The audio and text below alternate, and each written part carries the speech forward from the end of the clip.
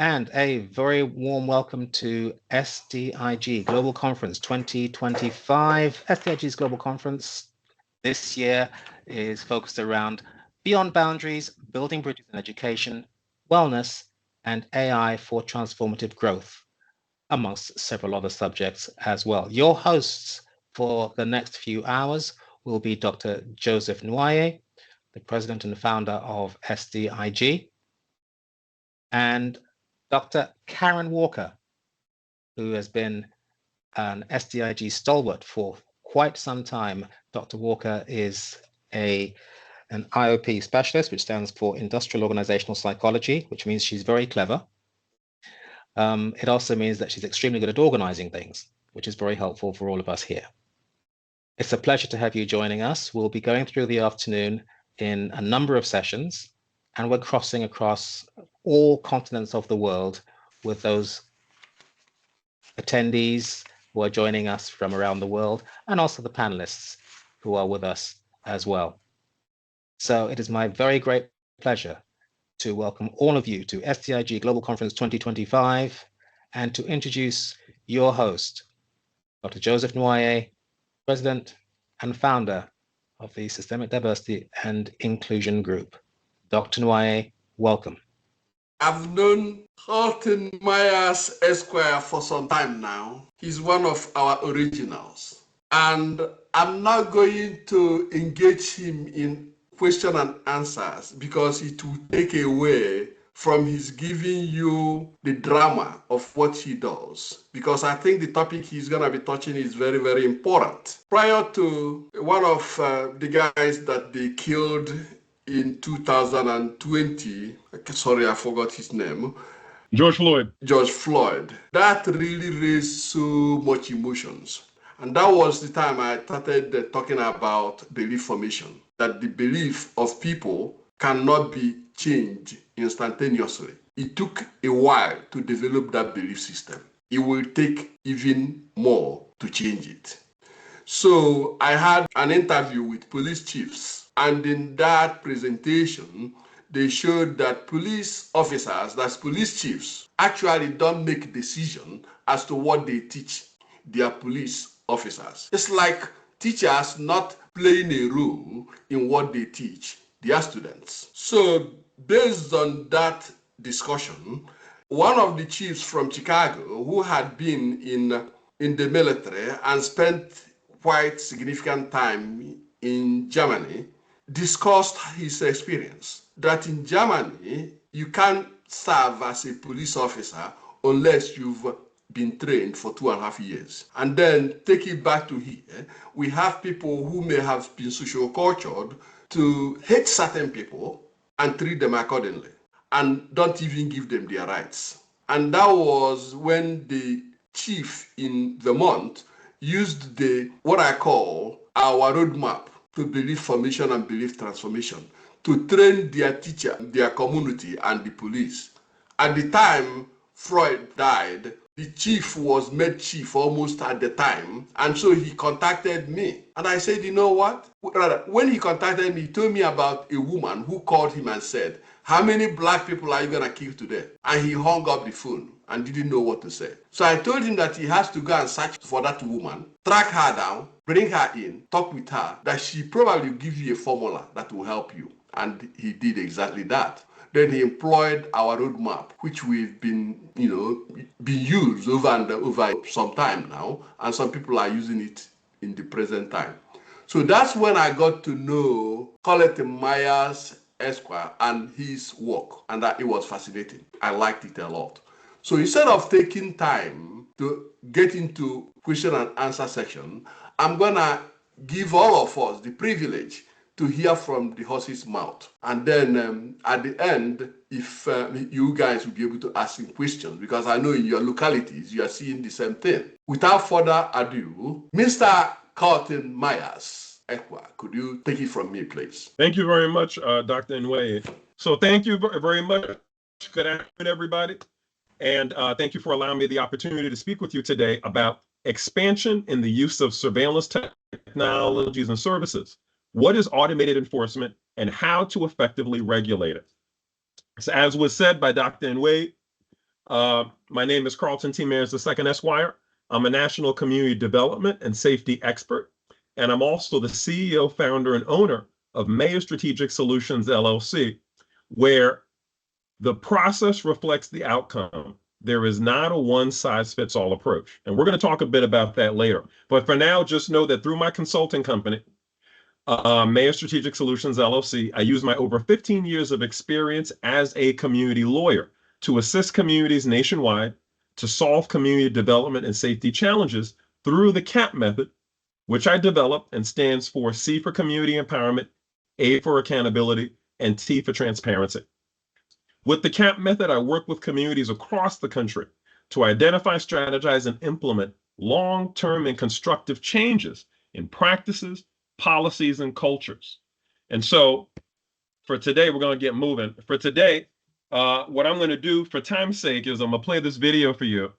This is a presentation that I gave on this subject matter earlier this year in Arizona. And I just want to kind of frame what we're talking about, like what exactly is automated enforcement and what is an automated enforcement ecosystem. So after this, we'll go into the conversation.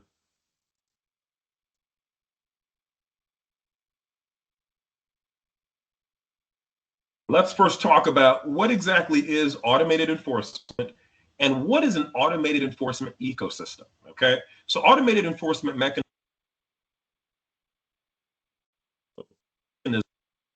like surveillance technologies and services, facial recognition, and other biometric recognition technologies like iRetina recognition, fingertip recognition, clothes recognition. There are all kinds of ways that technology can recognize us.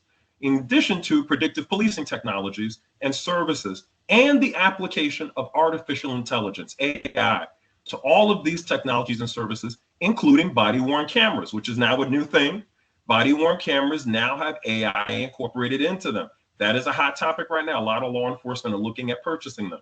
So all of these different kinds of automated enforcement are becoming the favorite solutions to prevent negative police encounters, given the public's attention on and criticism of law enforcement misconduct, including biased and race-based policing, the shortage in law enforcement staffing nationwide, the public's perception of increased crime across the country, the windfall of money and resources from the federal, state, and local governments and private sources like police foundations to state and local law enforcement, and calls to prohibit or even restrict law enforcement traffic stops and to replace armed law enforcement with unarmed civilians for traffic stops.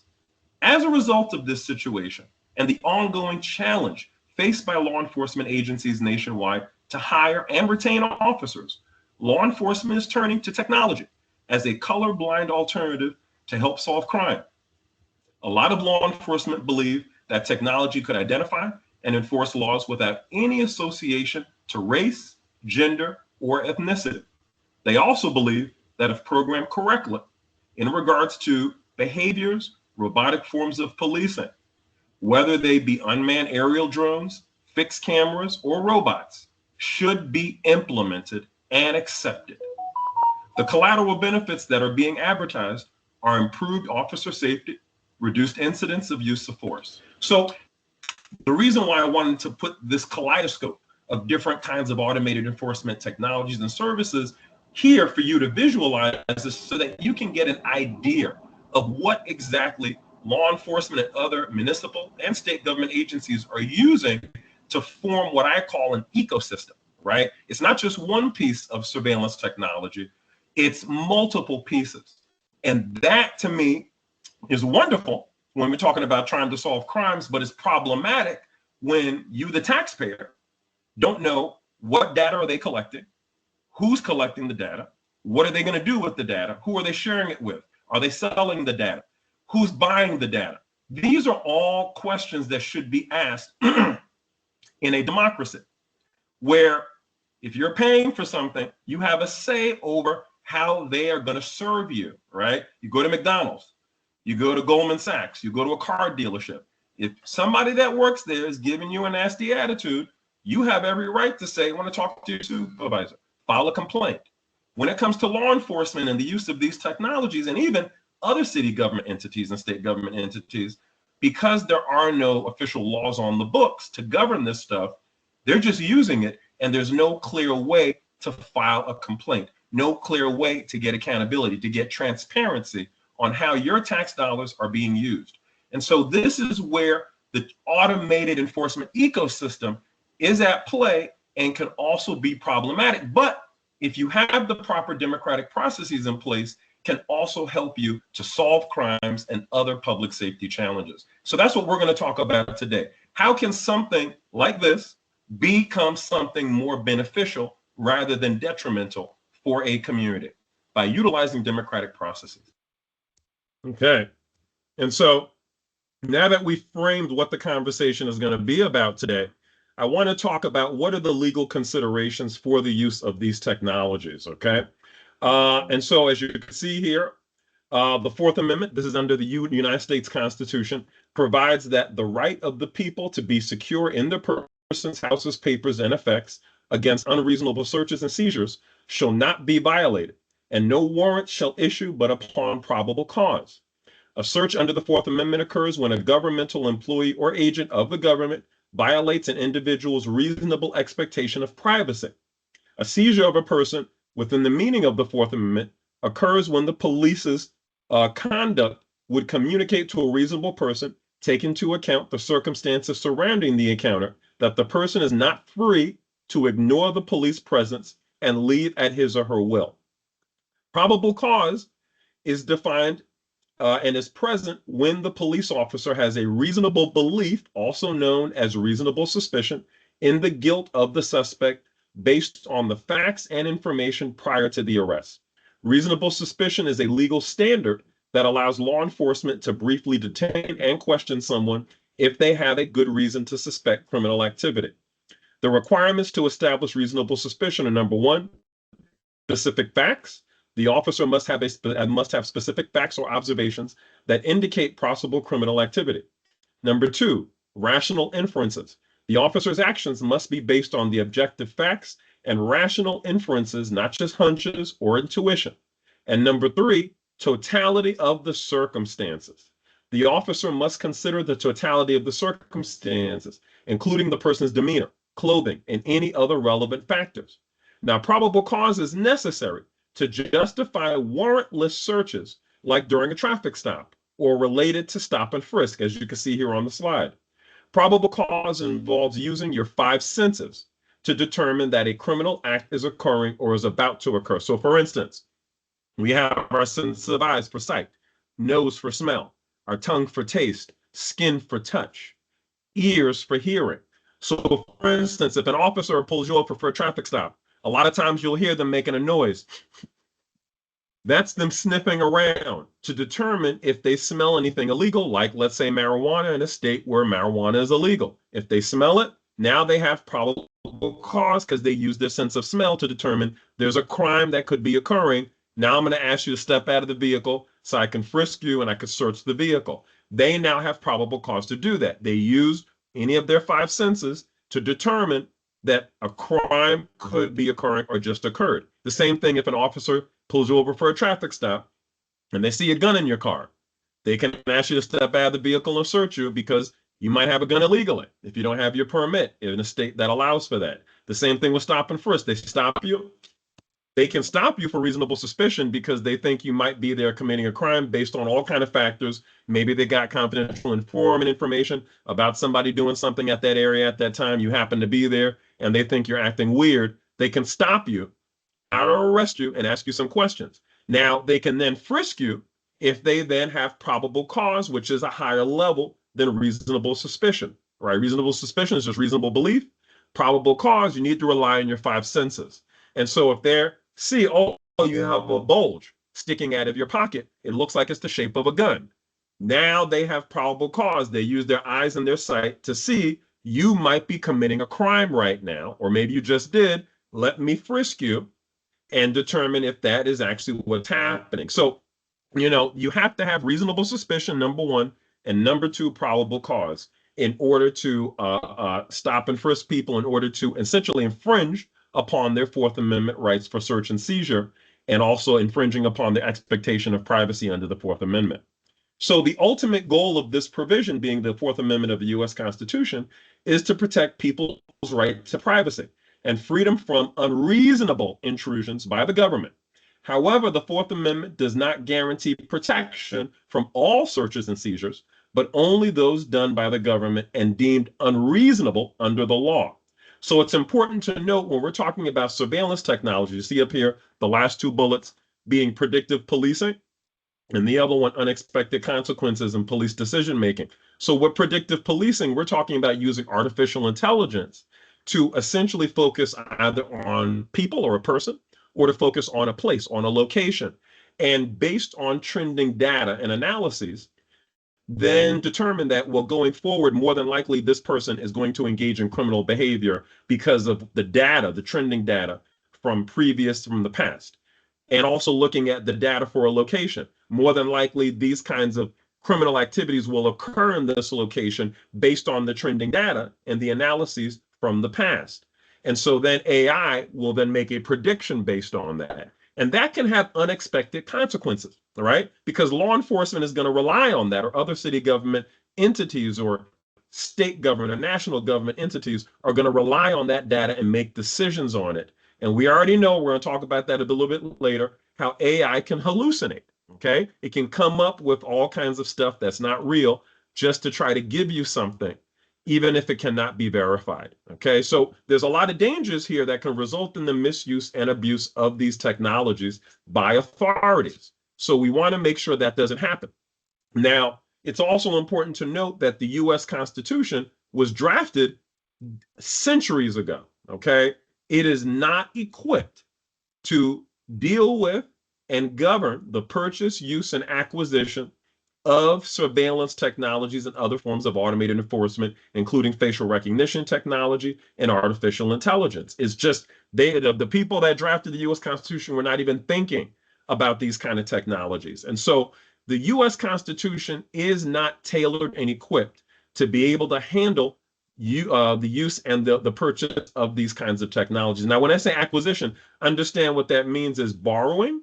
So in other words, if a police department doesn't have, let's say, unmanned drones, but a fire department does within their same jurisdiction, they can ask the fire department, can we borrow your unmanned drone to fly it so we can get some data on the scene? Or can you fly it on that area and share the data with us, right? That's an acquisition. So we want to make sure all of that is being addressed, because that's what's happening right now in regards to the use of these technologies. But understand that because the Constitution is not tailored for this, that is why we need national, state, and local laws that can be more tailored to contemporary times and cover the uses, purchases, and acquisitions of these technologies.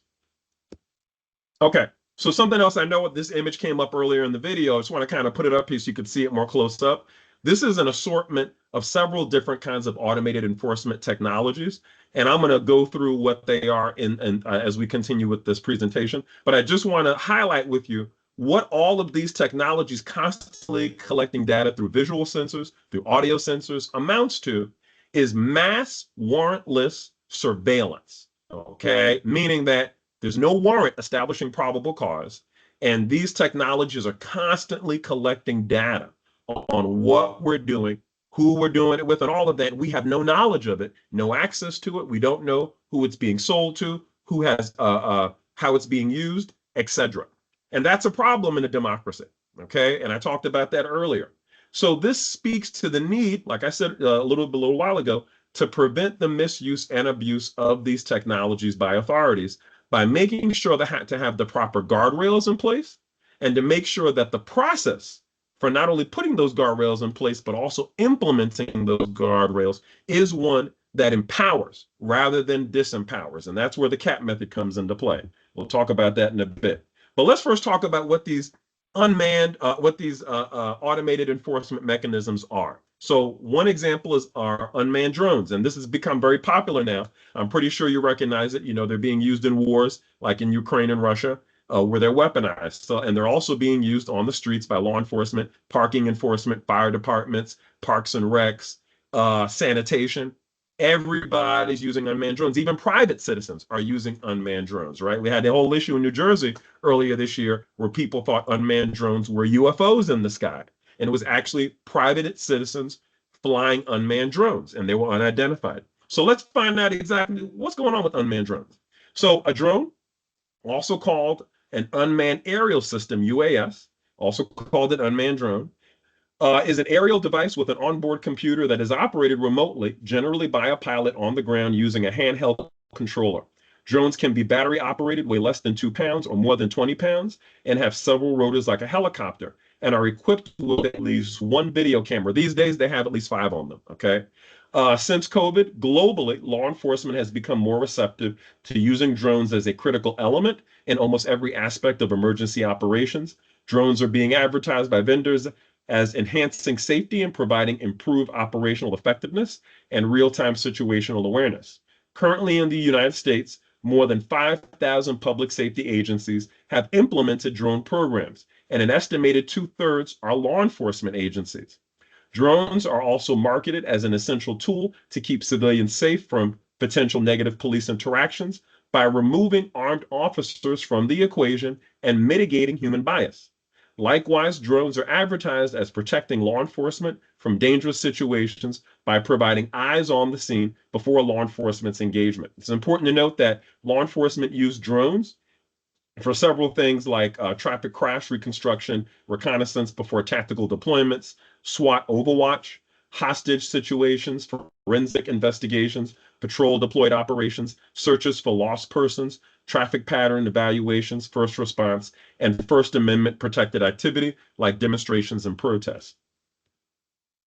Now, what is a drone as first responder program? Okay, so drone as first responder, also known as DFR, was developed and implemented by the Chula Vista, California Police Department and CAPE, which is a private unmanned drone teleoperation company. Drone as first responder operations utilizes an unmanned drone to fly to any reported incident via 911 call and arrive prior to first responders on the ground.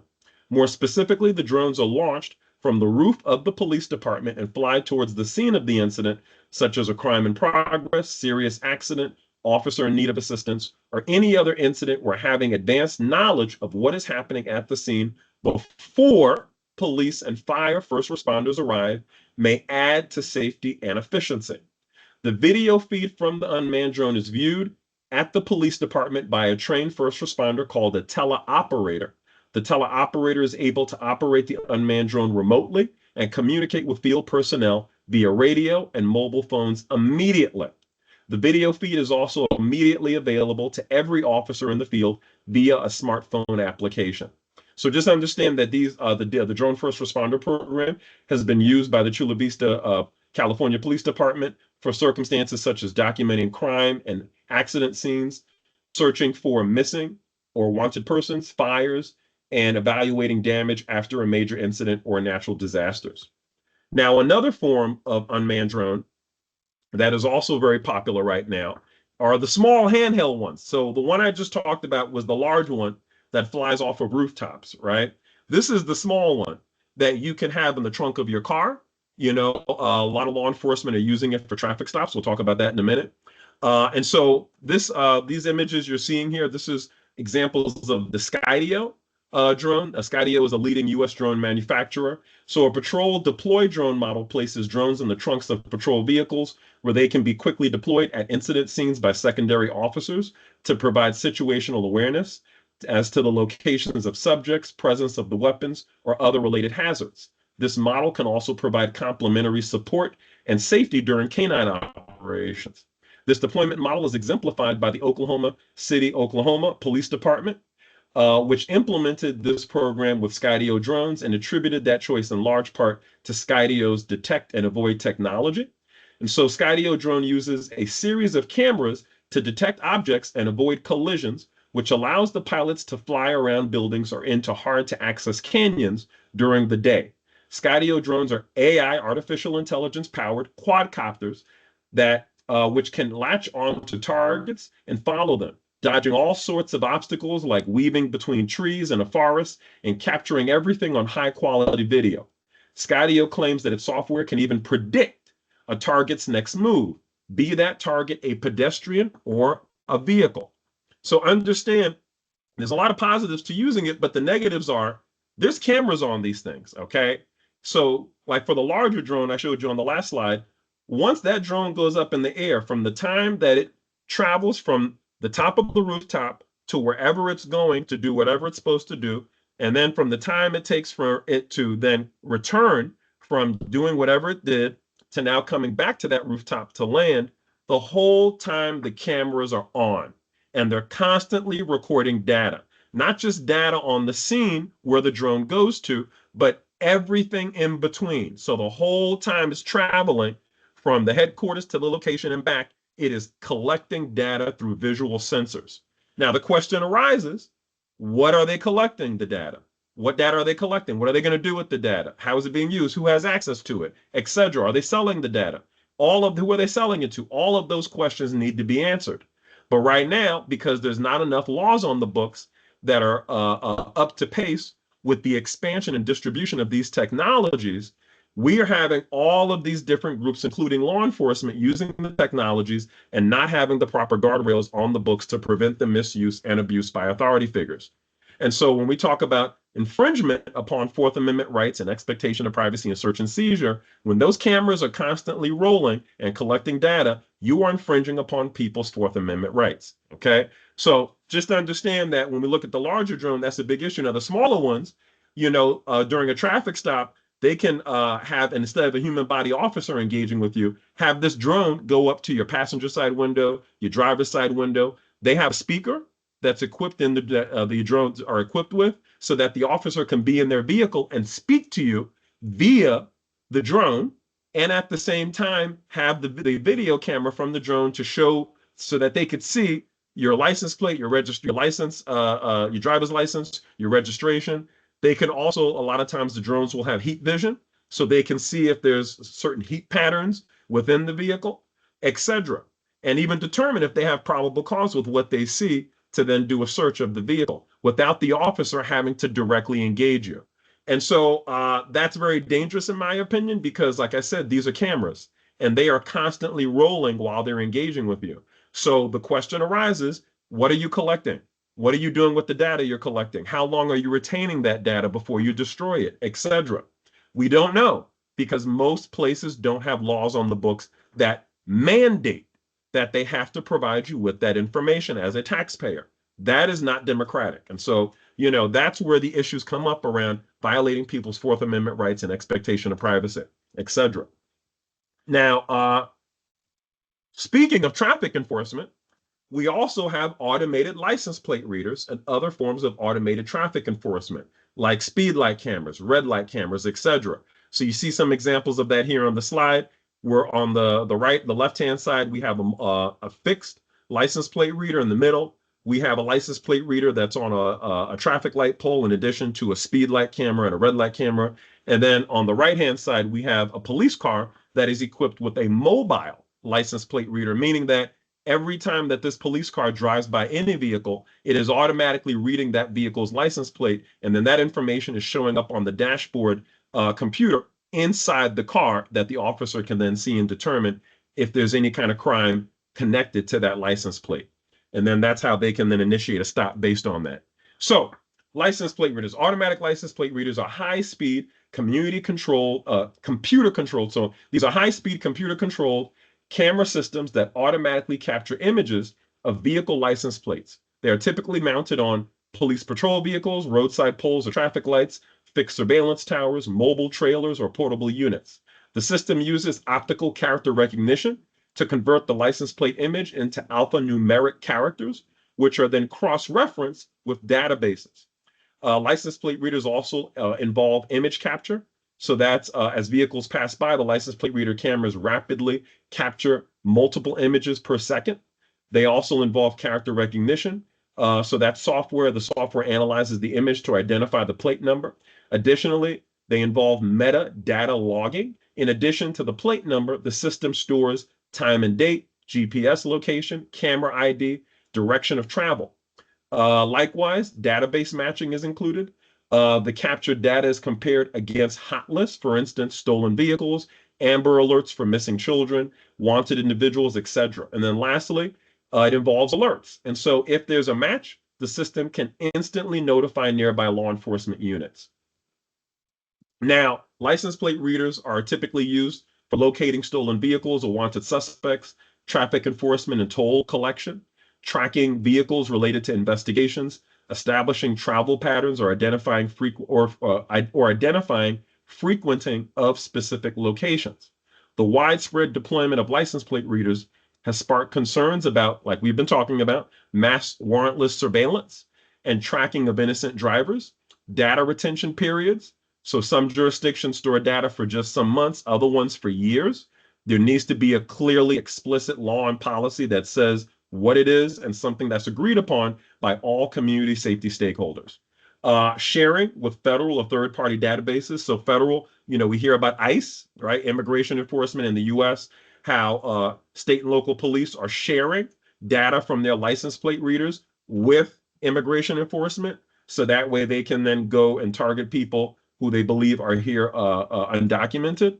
And we also have third-party databases, meaning like a private business, which has access to the data. How are they using it, right? Because they're not a government entity, they're a private business. All of that stuff is problematic. And then, of course, most importantly, lack of public transparency or consent, right? Like you don't know what's going on, nor have you consented, right? In a way where you're informed prior to consenting on what's going on, and then you can make a prior informed decision on that based on that information. Now, I do want to highlight the tracking of innocent drivers. So there was an incident last year in Kansas in the US where there was a police officer who used the license plate reader system in his police department to track and stalk his ex-intimate partner, his ex-girlfriend. It just goes to show when you don't have the proper guardrails on the books, policies and laws to govern the purchase, use, and acquisition of it, then you don't have anything to prevent the misuse and abuse by authority. Okay, so now let's move on to really popular gunshot detection technology. I'm sure all of y'all have heard about ShotSpotter. So that falls under this umbrella category. So gunshot detection technology attempts to provide police with a precise location of potential gunfire by using sensors mounted on rooftops or light poles to triangulate the sound of gunshots. Now, what you're seeing here are two different examples of what gunshot detection technology looks like. Some of you might already recognize this in your own communities. So some positive attributes of gunshot detection technology or pros are it helps police more accurately determine the locations of gunshots and get to the crime scene faster. It alerts police to gunfire before 911 is called. It alerts police to gunfire if 911 is called or not. It saves lives by ensuring that police show up to a scene before gunshot victims die from bleeding out. It helps police to solve gun crimes by arriving on the scene faster to collect important evidence. It helps to solve gun crimes by arriving on the scene faster to catch the offenders. And lastly, if law enforcement and city government or the government officials allow for this, allow gun violence interventionists to have access to the alerts through gunshot detection technology, it also helps gun violence interventionists to prevent violence by arriving on the scene and intervening sooner. So when I say gun violence interventionists, I'm talking about individuals who are not law enforcement, who are not armed. Usually these are people that are former gang members who are tasked with showing up on a scene before gun violence erupts in the community and then are able to use their swag, essentially, in other words, the fact that people know them or respect them, to be able to de-escalate a situation so that there's no gun violence, no injuries, and no deaths. And so allowing those kind of groups to have access to these alerts allows them to show up and de-escalate a lot sooner before law enforcement could show up and have an armed response. Now, some negatives, some cons about using this technology are that it encourages over-policing and excessive use of force of underprivileged populations. In America, this primarily are Black communities and Latino communities or Hispanic communities. Some other negatives are that the gunshot detection technology sensors remain installed and operational after the contract has ended. So in other words, if a city or a state or a national government says we want to end our contract with gunshot detection technology, the company will still leave the technology up and operational. The only difference will be that they're not going to share the data with the government entity. They're going to keep it for themselves, right? That's problematic and very undemocratic. That's why you have to have these laws on the books, these guardrails and policies to prevent this from happening. Understand that this is not only with gunshot detection technology, but even with license plate readers. There have been more recent cases in the past month where municipalities and states have said, we don't want to use it anymore. And the companies have actually left the technology or taken it down and then put it back up so that it's still operational, but they're not sharing the data with the government entity. The other negative about using gunshot detection technology is that the data can be changed to support law enforcement narrative and testimony in courts. Now, there's also these kind of incidents have also happened because you have to understand these are private companies. They have a contract with the government entity and they want to keep that money flowing in. They want to keep that contract. So they're going to do things to curry favor. For instance, hey, one of your officers got involved in an incident that involves our technology. So we're going to fudge the data to make it seem like your officer was justified based on the data from our technology in doing what they did. So now you're not going to be held liable in court, even though the reality is that the data showed something else and you should be held liable in court. That is very dangerous. And there's already been incidents of that happening and lawsuits that have resulted from that. And then the gunshot technology, another negative is that it's considered surveillance technology since it can record sounds, including conversations, regardless of confidentiality. So once the technology is triggered, it's not only a gunshot that triggers it. It could be anything that sounds like a gunshot, like a jackhammer, a helicopter, a firecracker, okay? Anything like that can cause the technology to get activated. Once it's activated, in 60 seconds that it's activated, any sound that's in its vicinity, it will collect through audio sensors that data, that sound. And who owns the sound typically are the companies, not the government entities. And so if you're having a confidential conversation with your attorney, with your spouse, with anybody, a business partner, and you happen to be in the vicinity of this technology, when it's alerted because let's say a firecracker or a helicopter flew over and went off, now your conversation is owned by that private company. You have no idea that that's happened. You have no idea what they're going to do with it. That is not democratic. Okay, so that's why we have to prevent the misuse and abuse by authority. And authority is not only government entities, it's also private business. Okay, and I think that speaks to the moment now, right? With everything going on, we're seeing that authority is not only the government, but also private business, if it's working with the government or working on its own. So we want to make sure we get laws on the book to prevent all authority, private and public, from infringing upon our rights. Okay, so Carlton, I hate to interrupt you, but you have a couple questions in the chat. Do you want to handle them after your presentation or now? Yeah, let's do after so that way I can get through the content. But thank you, though. Thank you. And then lastly, another negative is that gunshot detection technology, like I just mentioned earlier, the data is not owned by the people. It's owned by the company. And so even government entities don't have ownership rights. So a lot of times when communities are saying, we want access to the data, the companies will respond and say, well, this is a contract that we have with the city. And if we were to share the data with you, that's going to be a violation of our trade secrets. And so they use that as a defense to say, we're not going to share the data with you. That's problematic because we're talking about an issue that has to do with public general welfare. This is not a contractual issue. Anything having to do with public general welfare should be shared with the public. You're a taxpayer, you're paying for it. You have a right to know what's being collected, how it's being used, who it's being shared with, etc.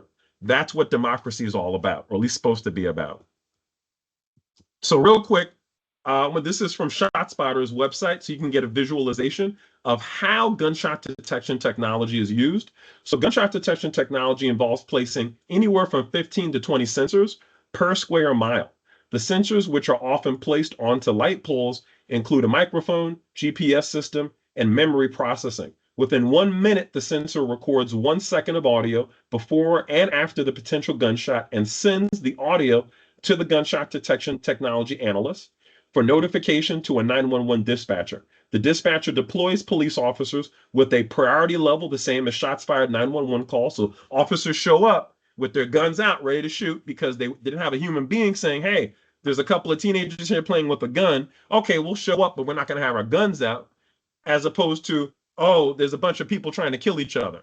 Then in that situation, you're going to show up with your guns out, right? So when officers receive these alerts, they're thinking it's going to be the latter of the two, meaning it's going to be the worst case scenario. People are trying to kill each other. We got to be ready to shoot, right?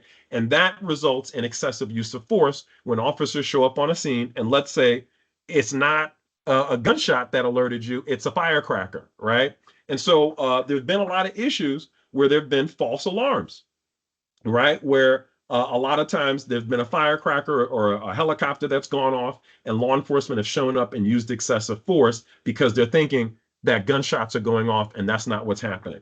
So we want to also, just be aware that's another negative aspect of it. Now, it's also important to note it's not only light poles that gunshot detection technology sensors are placed on. They're also placed on the tops of rooftops of schools, business buildings, etc.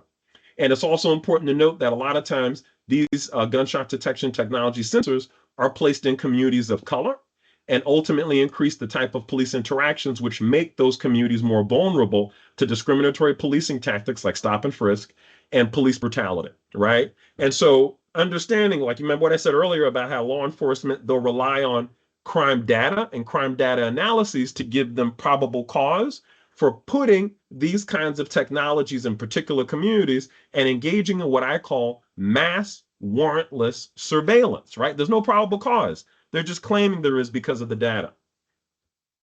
All right, so now moving on to the next piece of technology, we also have real-time crime centers. This is really popular. If you watch any of those police TV shows, they always show it. It looks cool.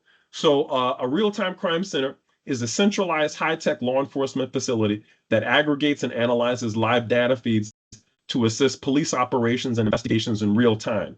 It functions as a digital command hub that supports tactical decision-making during active incidents, ongoing investigations, and intelligence-led policing strategies.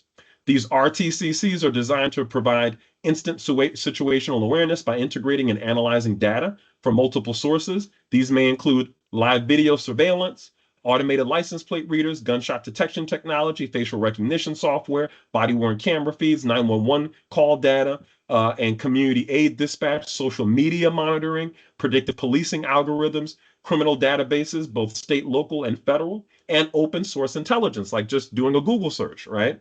So the RTCs are usually staffed by crime analysts, surveillance tech operators, intelligence officers, and sworn law enforcement personnel. Understand that these RTCCs aim to rapidly assess unfolding incidents like shooting, pursuits, and protests, direct officers with the most current intelligence or real-time support, correlate past crime trends with live data to prevent future incidents, assist in investigations by retrieving historical surveillance footage and data, and generate reports, heat maps for strategic deployment of resources. In other words, a heat map meaning that they're looking at data saying that this is where the majority of violent offenses occur, or this is where most violent offenders live. So that justifies us having mass warrantless surveillance in those particular communities because the heat map, that's what it's showing us. That's where all these incidents are occurring, or the people that engage in them, that's where they live. Now, once again, really good for fighting crime, but not good because when you don't have the proper guardrails in place to make sure you know what are they doing with the data, what data are they collecting, who are they sharing with, etc. That's problematic because it's infringing upon your Fourth Amendment rights here in the United States of America and your expectation of privacy. So I'm gonna move quick on this. Now, this is a hot topic. This is what we've been talking about today: artificial intelligence and facial recognition technology. So AI refers to the use of machine learning algorithms and other computational models to analyze large sets of data, detect patterns, and make predictions or automate decision-making and generate information based on data analysis. In surveillance, AI powers real-time video analytics, anomaly detection like loitering, fights, abandoned objects, etc., behavior prediction, so predictive policing, which, like I said earlier, can be people-based or location-based, meaning what kind of behavior is this person going to engage in based on the data we have? What do we think they're going to do in the future? Or what do we think is going to happen in this location based on the data we have, going forward? And also crowd flow analysis. It also is used for natural language processing, for audio surveillance and transcript analysis, data fusion, from multiple sources like cameras, license plate readers, sensors, social media. AI transforms passive surveillance like recording and storage, which regular cameras do that, right?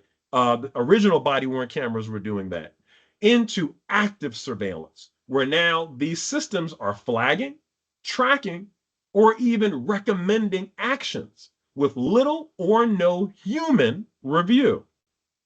Now, when it comes to facial recognition technology, this uses AI-based algorithms to detect human face in an image or video, extract biometric features, compare that face to others in a database for verification or identification. Facial recognition technology is often embedded with public camera networks, RTCCs that we just talked about, the real-time crime centers, body-worn cameras, mobile police devices and unmanned drones, and private sector apps like airport check-ins, retail loss prevention. So artificial intelligence is critical to facial recognition technology's function. It enables face detection, feature extraction, and matching at scale, often across massive databases in seconds. Facial recognition technology has been shown, however, to have racial and gender biases with significantly higher error rates for Black and brown faces, including women, including elderly people, and including very young people. So if you're a Black woman, more than likely, facial recognition technology will misidentify you. And we've already seen evidence of that in police departments like Detroit Police Department in Michigan. They've already had numerous lawsuits for misidentifying Black people, in particular Black women, where it said that, oh, the facial recognition technology told the police department this Black woman has an outstanding warrant for her arrest. It turns out it's not her, it's another Black woman because it misidentified, okay? So that's very dangerous. Artificial intelligence-based decision systems can also reflect and reinforce existing systemic biases in policing. We know that's because of either who's coding the algorithms for AI, if that's somebody who has explicit or implicit biases that are not being checked when they're coding the AI. We also know that comes up because AI tends to get data from open sources, and open sources tend to have a lot of biased data. We know that already. These tools enable persistent and visible tracking of individuals, movements, associations, and behaviors without warrants or notice. Like I said, warrantless mass surveillance, infringing upon your Fourth Amendment right for expectation of privacy and search and seizure. Public places become zones of constant surveillance, impacting freedom of speech, religion, assembly. And I believe we're seeing that play out not only in the US, but all around the world. You're seeing all these uprisings happening, like Nepal, Madagascar, Bangladesh, etc. More are going to happen. And what's going to happen as a backlash to these uprisings is the expansion of the use of these technologies and the lack of expansion of getting the proper guardrails, laws, and policies on the books to make sure to prevent the misuse and abuse by authority. Okay, we're going to be wrapping up soon. So the last piece of technology I want to highlight with you, which is very popular right now, so you should know about this, is this box. You should know this box, okay? It's called Fuchsias. So Fuchsias is a real-time intelligence platform that acts as a central hub to integrate surveillance technologies, video feeds, sensor data across public and private systems. Its main goal is to give law enforcement agencies immediate access to a wide array of video sources and metadata to enhance situational awareness and support public safety operations. It is produced by Fuchsias LLC, a private technology company. Fuchsias is not a surveillance tool in itself. It is a surveillance unifier. I'm going to say that again. It is a surveillance unifier. What does that mean? It brings together multiple surveillance streams, both public and private, into a single AI-enhanced platform for police use with significant implications for privacy, transparency, and community control. So what does that mean? So let's say you have one area with 5 different kinds of technologies: gunshot detection technology, unmanned drone, license plate reader, speed light camera, red light camera. Okay, you have an officer that says, I want to know what happened at that location at this time on this date. Typically, they would get 5 different screens, one for each piece of automated enforcement technology, right? That would show it for this technology, this is what happened at that date, at that location, at that time, okay? Now with Fuchsias, it's not going to be 5 screens anymore. It's going to all be consolidated onto one screen. So instead of having 5 different pathways of data coming in, all of that 5 different pathways of data is going to be consolidated into one pathway of data, so that when the officer says what happened at this location, this time, this date, Fuchsias will allow for on one screen for the officer to see from all of those different pieces of technology, from those different perspectives and views, what happened at that location, at that time, and that date. That, in my opinion, is a lot of power and a lot of knowledge. And don't forget, knowledge equals power for one person or one entity to have access to without any monitoring or any accountability, any guardrails in place to make sure that community members that are paying for this with our tax-paying dollars have some kind of understanding and control on its use, and if it should be discontinued in use. Now, it's important to understand that Fuchsia's platform includes Fuchsia's Core, which is the box you're looking at. It's a small physical device installed on site if it's a business, school, or city building that connects existing CCTVs or cameras. It also streams video feeds to the cloud or local law enforcement real-time crime centers and provides plug-and-play connectivity with no need to replace existing infrastructure. It also includes a dashboard, which is a secure cloud-based command platform used by law enforcement or RTCC operators to view live video feeds from public and opted-in private cameras, meaning if you have a Ring camera in your home or a security camera, you can opt in. You can tell your government entity, hey, I want you to use the data from my private surveillance camera to include with the data of your public surveillance mechanisms, right? So now you're not only getting the public stuff, you're also getting private data. That's even more information, okay?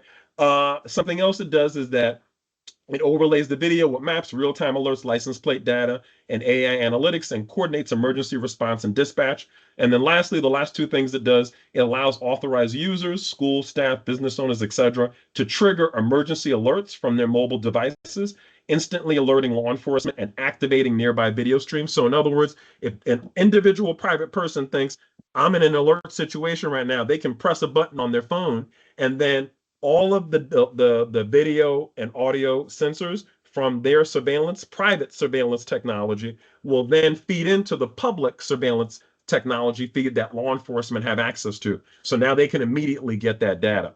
And then lastly, it has a case management and investigative tool that logs evidence from integrated feeds and can be shared across government agencies. So here's a diagram so you can visualize how Fuchsias operates. You can see in the diagram, Fuchsias is in the center, and all of these other pieces of technology, if it's gunshot detection, helicopter, license plate reader, body-worn camera, even from private schools, churches, buildings, etc. All of that data is feeding into Fuchsias. It's taking all of these different information pathways and consolidating it into one.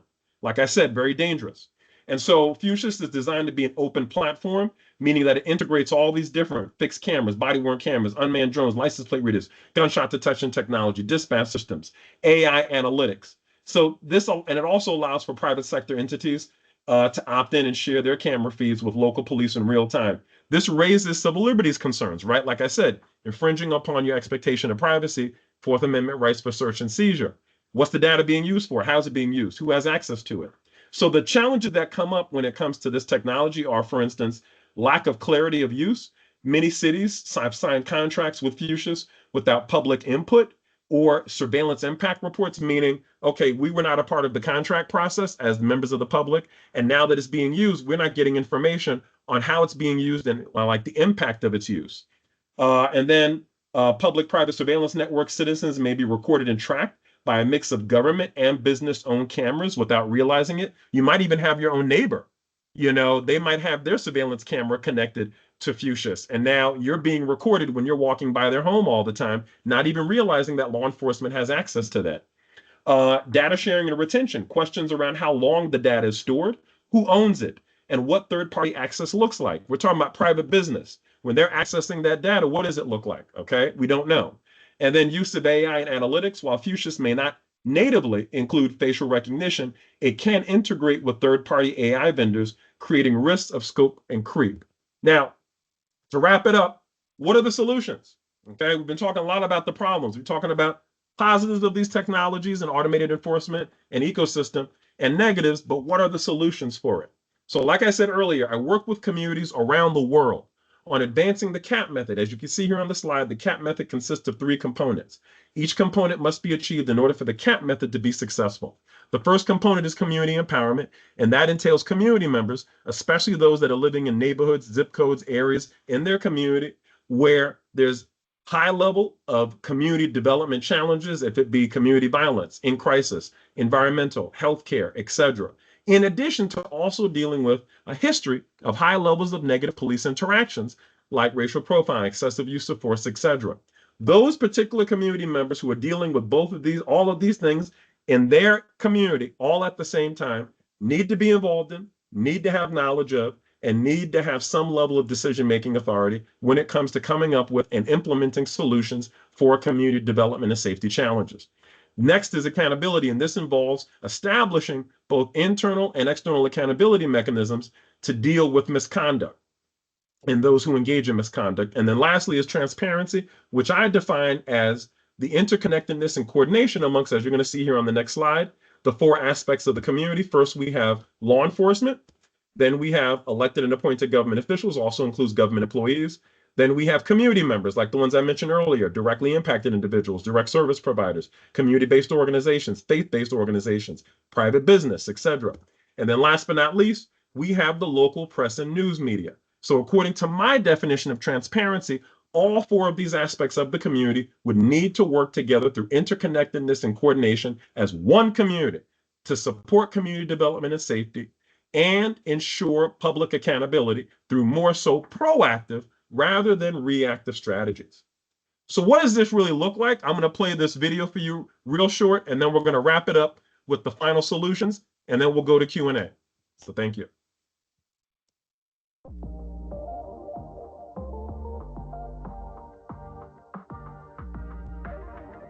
He is a civil rights attorney. He does police reform and training, as I mentioned, public safety as well, to police departments around the country. We're so happy to have him join us. Carlton, I'll give it to you. You take it away. We're all learning from you right now. It's like Twitter. So when you submit the answer in real time, the answer is up on the screen that we all can see. What is not on the screen, as what Tanisha just mentioned, is your name. It's all anonymous, okay? And the more that people submit the same answer, the bigger that the words appear on the screen. And so that's why you'll see some words that are bigger than others. It's giving us in real time a gauge of what people's opinions are related to the question. So we have 50 seconds left. When we end, I'll come back to you and we'll go through the responses. Thank you.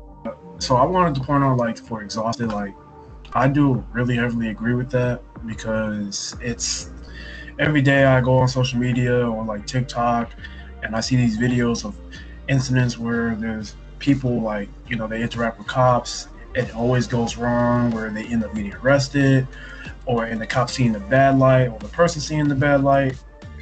All right. Really appreciate y'all having this conversation, man. It was needed. Thank you, Kevin. Thank you. It was needed. It was needed. There were some other ones here. Great, awesome, excellent session. Excellent. Want to do this again. Great conversation. Had a great time. Amazing webinar. Phenomenal session. Please do this again. And very informative. This was so informative. Excellent information and dialogue, and educational. What have you experienced as a barrier to police accountability? We got 2 minutes, so I'm gonna let y'all send your responses for the next 2 minutes, and then when it's done, we're gonna come back and have a conversation about it, all right?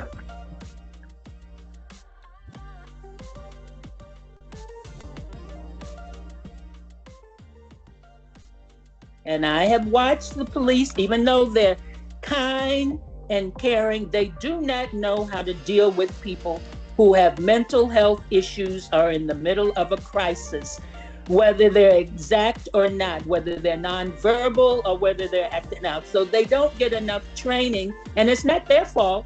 Y'all don't give them enough training to deal with people who have mental health issues. Their job is to protect and serve, and they treat mental health patients like criminals because they don't know anything different.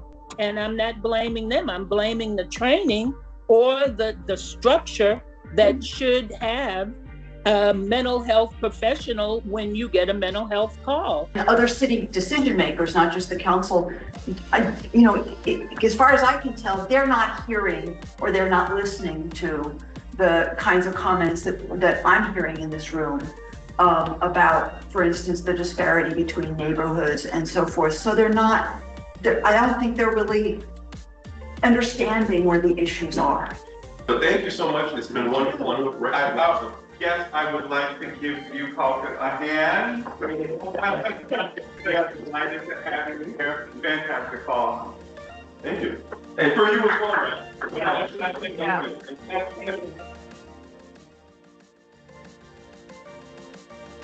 I think that it's so important to have positive interactions with youth, and make sure that we are connecting with them in times when they're not under duress, we're not under duress, because then we can have some of these conversations and break down these barriers. If we want to make some of these changes moving forward, it's important for them to have a relationship with us where they feel, one, like we are here for everybody in the city, which we are. Yeah. And two, that they can come to us at any point and report these kind of things, because that's how we prevent tragedies moving forward. Absolutely. I love it, Erin. Well, listen, thank you so much for being here. I thought tonight was very beneficial and important for us. So we can speak up and use our voice, change our community day by day. We are the future of tomorrow.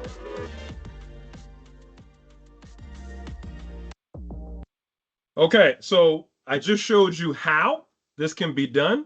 We don't have to be in person. We can use technology like interactive technology in the CAP method, as you saw, 3 different communities, in person, hybrid, and virtual, that this can be done when we're talking about generating your own language for a local or state or national policy, or when it comes to getting a law on the books to govern the purchase, use, and acquisition of these technologies. Real quick, here are some examples of places that already have this on the books. The one that I worked on was Grand Rapids, Michigan. And just real quick on that, that's this law you're looking at right here. This was ratified 3 years ago. I was brought in 5 years ago with community advocates to work with the local government on getting this law on the books. And essentially what this law includes, it was ratified 3 years ago. It's been implemented for 3 years now. It includes language, for instance, you can see here, application to all national, state, and local government agencies, including law enforcement. So for what we did in Grand Rapids, Michigan, that pertained to all local city government entities, including law enforcement. So parks and recs, sanitation, everybody falls under this law, not just police, because all of them are using the technologies, okay? It also has a surveillance oversight committee that consists of local government officials and community members that work together on making decisions on if a government entity can purchase technology. That government entity has to first, before purchasing or putting an application to purchase the technology, provide a surveillance early impact report laying out what's the potential disparate impact, what's the mitigation plan to mitigate that disparate impact, are there any potential violations of civil rights, civil liberties, how much money would it cost, and then allowing for a public comment period so members of the public could weigh in on that before a decision is made by the surveillance oversight committee. Once the technology is purchased, there's a civilian oversight authority, which would then do an audit once every 3 months to determine if there's been any violations of civil rights, civil liberties, any complaints, and then they'll provide that report to that citizen advisory oversight committee, the city manager, and the city local government, and then they can discontinue the use of the technology if they believe that it's been used the wrong way. Also, if there's any complaints about the use of technology outside of that 3-year audit, that 3-month audit, they can also just immediately do an audit of that complaint and then determine if the technology should be discontinued at that point. Lastly, the Civilian Oversight Authority also produces an annual surveillance report, which lays out for each year what's the impact for the use of the technology, were there any violations of civil rights, civil liberties, any complaints filed against use technology that year, broken down by race, gender, age, location, how much money did it cost to use it that year, what were the sources of funding, etc. So right now, there have been 2 annual surveillance reports produced in the past 3 years and 0 lawsuits, I want to say, and I believe that's because we've been using the CAP method to make sure that directly impacted individuals are involved, not only in the language, the development of the language, but also in the implementation of the law. And then lastly, the last 2 bullets, like I mentioned earlier, body-worn cameras and dash cams are also included in the law. So anytime that they're there's a failure of their use or they've been deactivated, an audit has to be done by the Civilian Oversight Authority for that. And then there's also language, like I mentioned earlier, to discontinue the use of the technology after an audit is done and shown that it has violated civil rights and liberties. And then lastly, prohibited uses. We have some explicit language. Surveillance equipment and services shall not be used to harass, intimidate, or discriminate against any individual or group. Surveillance equipment and services shall not be utilized to conduct personal business of any type, and it will not be weaponized. And that's important when I talked about what happened in Kansas, where that individual officer used it for his own personal use to stalk his former girlfriend. That cannot happen because now there's a law in the book saying it cannot in Grand Rapids. In Kansas, they didn't have that law, and that's why it happened. The other thing is that the weaponization, like we've seen in the war in Ukraine, that cannot happen in Grand Rapids because we explicitly said it cannot in this law. And understand, I've also provided additional language that we're waiting to hear back from the local government that would also have covered under this law facial recognition technology, other biometric remote recognition technologies like eye retina recognition, finger recognition, clothes recognition. And then lastly, predictive policing technology, like I mentioned earlier, can be people-based or location-based. All of this stuff is now intersecting with surveillance technology. So it needs to be covered under the same law. So please do reach out and stay in touch. You can scan the QR code to get my website information, www.mayorsolutions.org, or you can email me at empower@mayorsolutions.org, or reach out to me via Instagram, Facebook, or LinkedIn. So thank you, and please do keep in touch. All right. Thank you so much, Carlton. It's a wealth of information and fast and furious that you gave us. Just very, very knowledgeable, and appreciate you joining our panel. There were a couple of questions. I think you've answered mine, but I will ask Mr. Joseph Jerry's question, which is, in cases where a drone is stolen or hacked, what protocols should be in place to prevent the misuse of captured footage or sensitive data? That's a really good question. That's one that actually has never come up before in any of the discussions I've had. In my opinion, I think that there needs to be some, and I think that's very applicable because we're looking at a lot of hacking happening all around the globe at this point. I do think that that's something that needs to be addressed in the law to essentially have certain safeguards in place. What I would say, looking at what we did in Grand Rapids, to make sure that something like that does not happen, we made sure that we have two different mechanisms that allow the community to be directly involved. Actually, three different mechanisms. One is that community advisory committee, okay? And so they have regular monthly meetings where they're able to kind of go over what's going on in the space of surveillance technology. And then number two, and also, make decisions on those applications. Number two, we have the Civilian Oversight Authority, which I think they would probably be the number one go-to when it comes to an issue like that, because they already have the capability and the capacity to do that level of investigation, to be able to determine what exactly happened and then what needs to happen going forward. And then the last thing that I think is important is the public comment period, right? We have at least two different points of public comment based on the law in Grand Rapids. We have the point in the beginning before the technology is purchased, where members of the public are able to say, this is what we think about it. We saw the surveillance use report, we don't like it. And then the advisory committee can use that information to make a decision from the get-go. Or later on, when there's a complaint filed, right, or when the annual surveillance report is published, now there's another opportunity for the public, once that report is then presented to the Public Safety Committee, which happens right after the report is published, which is an open meeting, now for there to be public comment on the record to allow the public to weigh in. And I think that's important because I think this was said earlier when we were talking about education. It takes a village, right, to get this stuff done. It's not going to be just the government. It's not going to be just private business. It's going to be everybody because it impacts everybody. And so we need to make sure that we have custom tailored, right, because there is no one size fits all. We need to have custom tailored approaches and mechanisms that allow the public, not just private business and the government, to be able to work with those stakeholders on deciding what is the best approach for us if a technology gets hacked and the information is infiltrated. what is our approach for dealing with that? Because what we do here, maybe in California, in San Diego, is going to look different than what they're doing in Grand Rapids, Michigan, different than what they're doing in Burlington, Vermont, different than what they're doing in New York, New York City, New York, etc. Because each one of them is their own demographics, their own histories, their own cultures, and all of that has to align with the solution in order for it to be sustainable for the long term. So I don't think there's a one-size-fits-all answer for that. I do think that the answer is what kind of mechanisms, right? Like the how is more important than the what. What kind of mechanisms do you put in place to allow everybody who's involved to be a part of the decision-making process and coming up with the solution? I think that is the solution. And I think the CAP method allows for that. So. Yeah, thank you very much. That's another illustration of the CAP method in practice, right? So we really appreciate that. And I know in essence of time, we're not going to cover the other question, which was mine. So I'm okay with that. I can reach out to you. Please do. Thank you. Yeah, thank you so much. And if you want to get in touch with Carlton, you can, access the links that are provided in your registration link. Can I say one last thing? Do that. Yes. Just like real quick, like 15 seconds. One last thing is that I'm also, and this is globally around the world, because I know this technology is being used everywhere now. I'm offering teach-ins where I can educate you on the technologies I went through today and also talk about other solutions outside, in addition to Grand Rapids, what's happening in other jurisdictions. Because like I said, there is no one-size-fits-all approach.